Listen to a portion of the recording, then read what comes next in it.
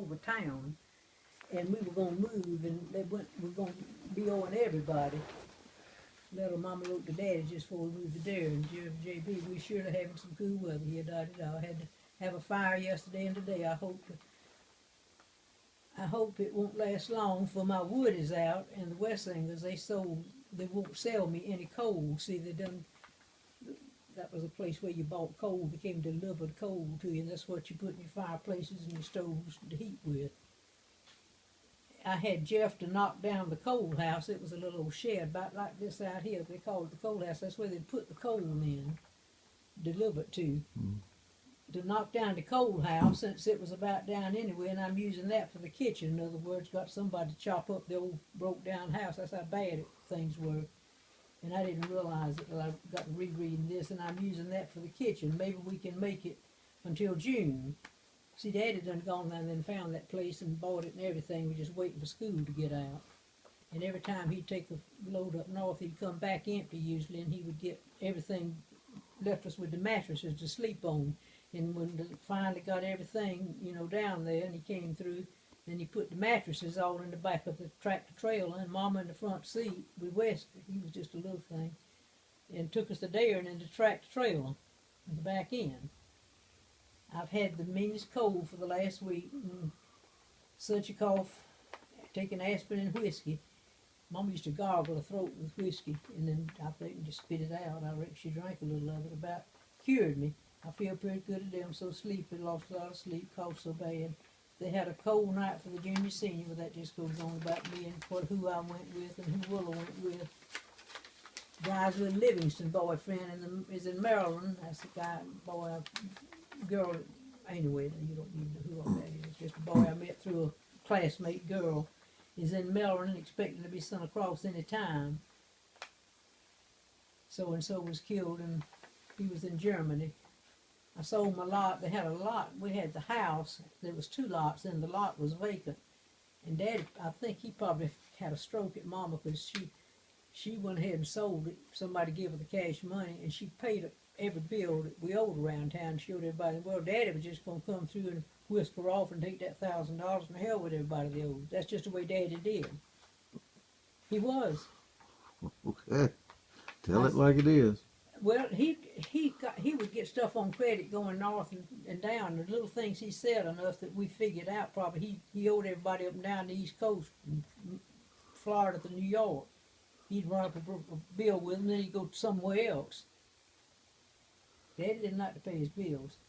I sold my lot by the house to Margaret Busby last week for $1,000. Joe, that's her first cousin. Joe was her first cousin on her daddy's side, and Gwenny was the first cousin on Mama's side, and they married. So that made us double third cousins to their children. Joe said I couldn't sell the house and the other lot until the children were of age. See, Mama left it to Mama, and then it's like, I've forgotten what they called it, entailed on down the line. Well, they got some kind of paper and got me and Willow to sign it. We were old enough to do it, and took it, and the lawyers finangled it, and they got it where the house could be sold. I think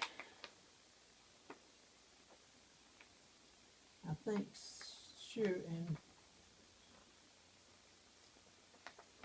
everybody but so-and-so and Harry Bailey and the ice plant. The ice plant sold, I think they sold coal too, and they sold like different things, I don't know, but even ice, I'm going to pay Harry for insurance, and Bennett, his little bit that I owe him. I'll let you pay the ice plant equipment. Willow wants a watch for graduation. I thought I'd pay half of it and let you do the other half. If you don't have it, I'll get it and you can give it back to me later. I never heard of Mama done and Dad, if anything. I paid Norman, that's the grocery store, $112. Mr. Price, $57. Mike Busby, $20. That was the dentist. Joe Smith, her cousin, $37. Mr. Black, $4. Cousin Lilla, that was Mama's first cousin, over Grouse Cross Road, $10. And Bry, $15. That I borrowed from them a while back. We were that desperate and that hard up, but Daddy just, I guess he was doing the best he could, but Mama had to go through all the embarrassment. Daddy didn't give a damn. Mr. Busby, Dr. Busby, 28, I got me a few underclothes, but dresses are hard to find in big sizes. Mama was real big back then. And had fine in big sizes. I paid Jim Gossett his $32 that I didn't realize I had so many bills around. They got to coming and knocking on the door and telling them, I understand you're going to move, you know, how about paying me, or something to that effect. They just was swarming at them. 1944 to Mr. Sallins, he sent it back. Oh, I sent in a money order for the county taxes for 1944, and see it was 46 when we were moving, to Mr. Sally, and he sent it back and said they were in, it was in the hands of the sheriff to take it up with him. My teeth feel a lot better. Mama's going through getting new false teeth, so forth and so on. Jim came home today. That's her.